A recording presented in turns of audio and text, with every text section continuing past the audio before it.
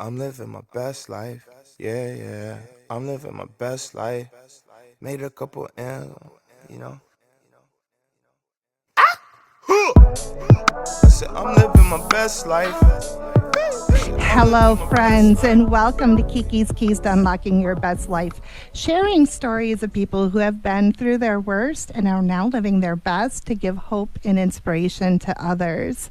You can listen to us as you are right now live on KVOI The Voice, 10:30 a.m. in Tucson. Otherwise, if you are out of town, you can also catch our website at www.kikiskeys.life, or on YouTube or Facebook, you can just search Kiki's Keys.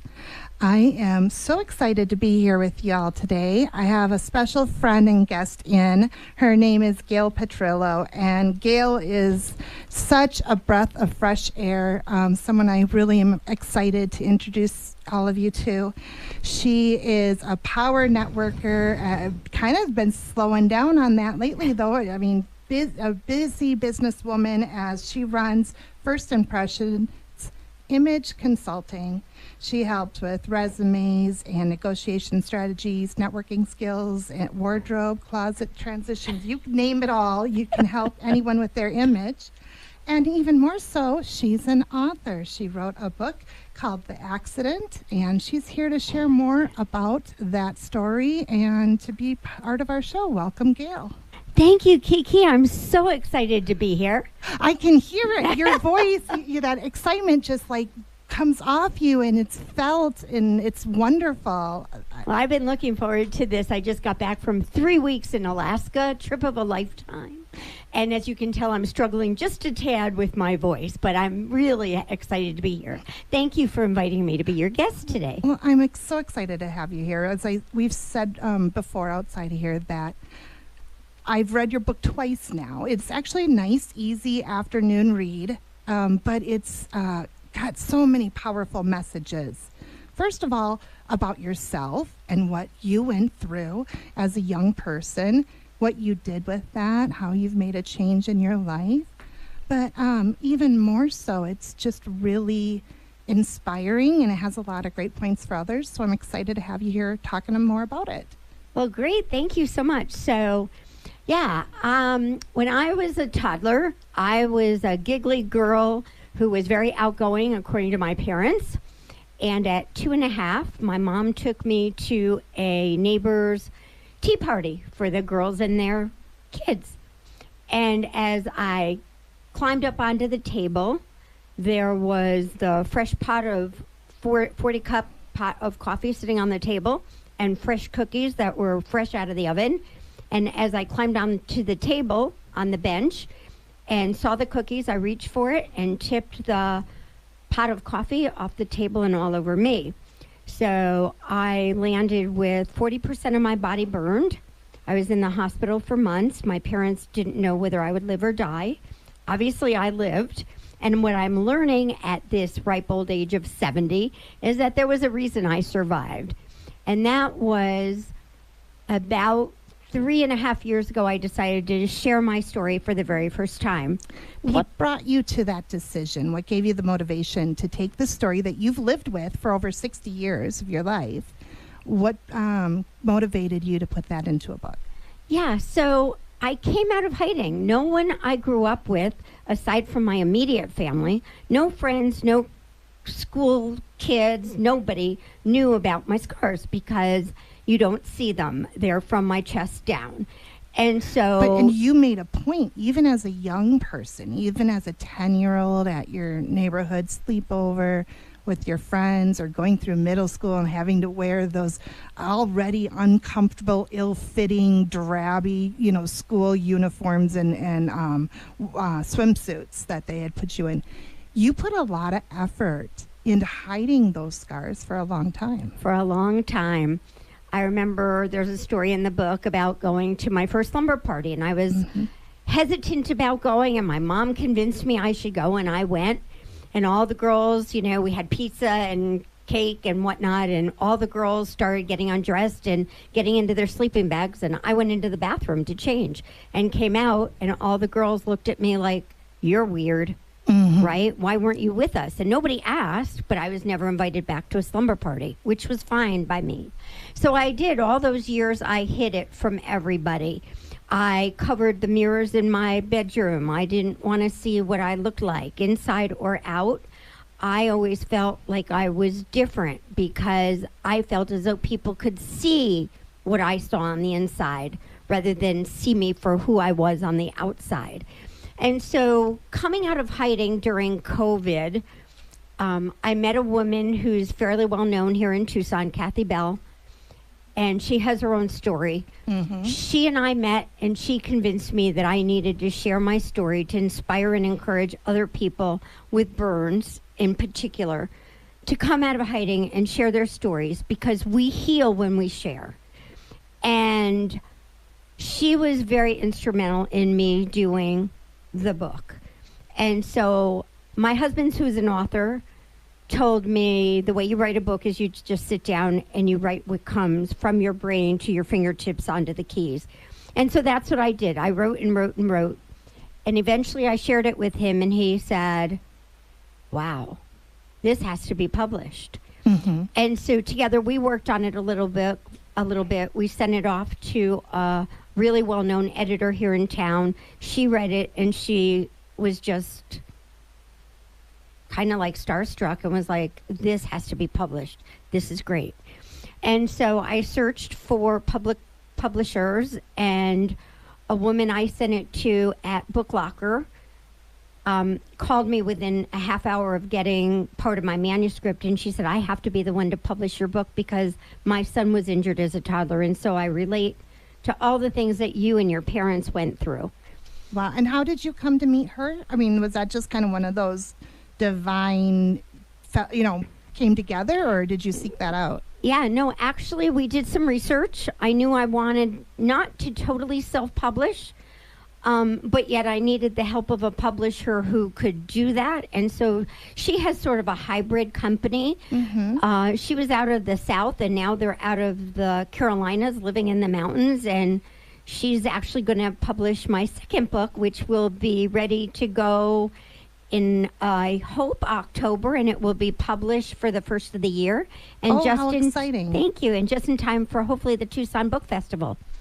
Excellent. Yeah. Oh, that's so good. Well, you got to keep us abreast of that, and you guys can follow on Facebook. That's Facebook at Kiki's Keys. You can follow along more about our Gayle and our guests in the past, and for stories in the future, because I definitely want to share that with our listeners.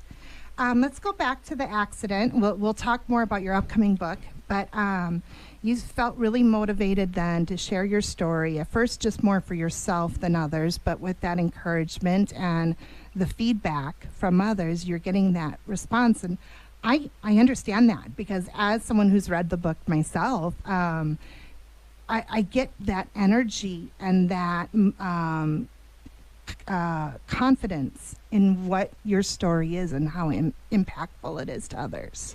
Yeah, the feedback I've gotten has just been astounding to me. I didn't know what I didn't know. I'd never written a book before. I didn't have any idea what kind of feedback I would get.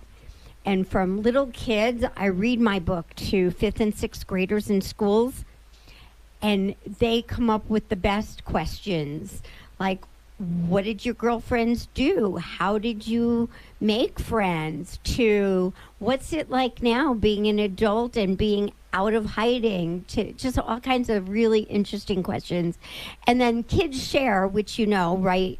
Kids will speak out of turn and tell you, so my parents did X, Y, Z. And it's just so interesting because you get the kids to talk. Oh, and wow. that's what's really important, right? Because then they're sharing and they heal. Because one of my favorite sayings is, lost my train of thought. Sorry. One of my favorite sayings is that we heal when we share. Yes. And totally really well. It's okay. It's quite all right. We're Totally about to come fine. up to Enjoying the break fun. anyway. So we'll give you a moment to take a breath, get some water in. We're going to thank our sponsors because without them, we wouldn't be on the air. And then when we come back, you're gonna come up with that. Bet you as soon as we go off, and then we'll talk a little bit about how fear kept you from exploring this new side of yourself right after this. And we are back to Kiki's Keys to Unlocking Your Best Life, sharing stories of people who have been through their worst and are now living their best. Here with our guest, awesome energy, Gayle Petrillo. I'm so happy to have you here. Your energy is just filling the room today. It's wonderful. Gayle's talking a little bit about her book, The Accident. You wrote this in 2021, correct? I did, yeah. After coming out of hiding after 60 plus years. Wow. And in your book, you talk not only about your physical scars from the burn that occurred when you were 3 years old, but you also talk about the emotional scars and fear in general. And you had a lot of fears throughout your life. Do you mind sharing a little bit more about that? Sure. So what I've learned is all burn survivors, and haven't we all been burned, right? Physically, emotionally, by something, whether by heat, fire, something someone said. But we all have those fears based on what we've experienced in life. And my fears were rational as well as irrational, right? So I never would light a cigarette because that's a way of getting burned. I wouldn't hold a sparkler on 4th of July. Pretty rational. The irrational stuff, which I'm still trying to figure out, is why I'm deathly afraid of snakes and other critters and heights and other things like that don't make sense, And right? as a child, you were more fearful to be away from your mother, to try new things. Absolutely, absolutely, which was a huge change because they had said I was so outgoing when I was first born. And so we all faced fears. And when Al and I decided to move to Arizona, we knew we'd run across creepy crawlers, right? We have rattlers in our backyards. So I found a guy at the State University of Albany who was doing his thesis on overcoming fears and phobias. And I worked with him to overcome my fear of snakes because as he and I talked, once you overcome one big fear, it's easy to apply those same principles to overcoming other fears. And I use what I learned with him back 30 years ago today. Just in Alaska the last week, I use those bases for crossing bridges, which I would never have done. I do it in a car with trepidation, never on foot, and now I do it. And so part of what they teach you in overcoming these fears and phobias is repeat. Go back and expose yourself. So that didn't come out right, did it? Expose yourself to your fears. Challenge yourself with facing those fears. So, for instance, the first exercise for overcoming my fear of snakes was to touch one of those picture books. Remember those little golden books that had pictures of snakes in it, and touch the snake. From that, I graduated to touching a rubber snake, which Al will tell you took me weeks to be able to do. Well, I know a lot of people have fear of snakes. Even knowing if it's fake, they won't go near it. Right. The thought of it is terrifying. Yep. And the same with heights and crossing bridges and fears, like I said, of igniting things. Cooking on a gas stove. It took me 45 years to cook on a gas stove. Now, fortunately, we don't have to light the pilot. The pilot light, right. So that helps. And, of course, cooking on gas is far better than cooking on electric But as you stove. said, fear of things that can burn you made sense, having that traumatic experience at such a young age and getting burned by the hot coffee, having those physical scars. But to challenge those emotional scars or even those irrational fears, you had to make those little steps towards healing. And it sounded like you just started with what you could do and then build on to that. Yeah. Do you still apply those same kind of principles to life today? I do. As I said, I just came back from a vacation in Alaska. I crossed bridges on foot. I did try the Capilano Suspension Bridge. I got my first 3 steps down, and then the bridge really started to sway, and I turned around and went back for another day. Fair enough. Right. So, we're not always successful in anything we do, but the important thing is to keep trying, to keep challenging yourself, because that's what we're here on this planet for, is to make a difference. I think we're here to make a difference in our lives as well as other people's lives. And by sharing those experiences, those wins, those challenges, those losses, we encourage people to go out of their comfort zone as well. And that's exactly what I picked up from it. I even made a note of a statement you made in the book. You said, "My hope is that my story will inspire others to find the courage to face and move past their biggest fears and challenges." What do you think some of those fears are that are universal amongst people? Well, I think I teach networking skills as part of my image consulting business.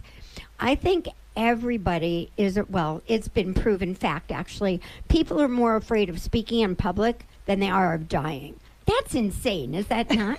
And so I do a lot of networking. The thought of getting in front of a group can feel like death to some people. No, absolutely, I get that. Because you feel challenged. You feel like you're in front of people, and people are going to... You feel seen. Yes, and that's intimidating and vulnerability. And so when we walk into a room full of, like, the Marana networking breakfast, right? There's 150 people there. And you may know 2 or 3. Yeah. And so your first intention is to walk up to those 2 or 3 people that you know. Familiarity. Yeah, exactly. Comfort level, right? Comfort zone. And what I work with my clients is getting out of that comfort zone and meeting people outside of the group that you know. And it's easy because what I find and what I coach is people like to talk about themselves. So you don't really have to talk. You have to be really good at asking questions. So what are you doing here today? Who do you know? What are you going to talk about for your 30-second speech? How can I help you grow your business? That's not really me talking. That's me getting someone else to talk. Right. And then the pressure's off of me. And I know that the talk will turn around and come back to me at some point, at which point I'm more relaxed. I've now built a rapport, and it's much easier to speak to people. So that's a big fear people have, is being out of their comfort zone, meeting new people, and especially. Well, that's great that you can help them with that. Let's talk about the new book coming out in October. That's only a month away. Yes. Well, it won't be out that soon. Okay. It will be going to my editor going to the editor. Okay. It hopefully will be a New Year's present in early January. Well, that's not that far off, though. I know, it's true. It is The Accident on Steroids. I'm still playing around with the name, but it will be something along the lines of The Phoenix Rising, right? Coming out of hiding, sharing the things I've never shared before. The first book was really originally written for kids. It isn't a kid's book per se, but it was more written in that genre. This book is written for adults, so that there are stories in there never told before that adults will relate to, whether it's their fears and phobias of meeting people, whether it's overcoming things like heights and snakes and speaking in public. But it's also sharing stories that were not kid appropriate, right? Dating. Mm-hmm. How do you date when you have a body full of scars? How accepting are people of those scars? Mm-hmm. There are other stories about my family because it's a tribute to my parents who taught me that I am strong. I have confidence deep within me somewhere, and it's finally showing its face. They instilled in me trust and compassion and empassion.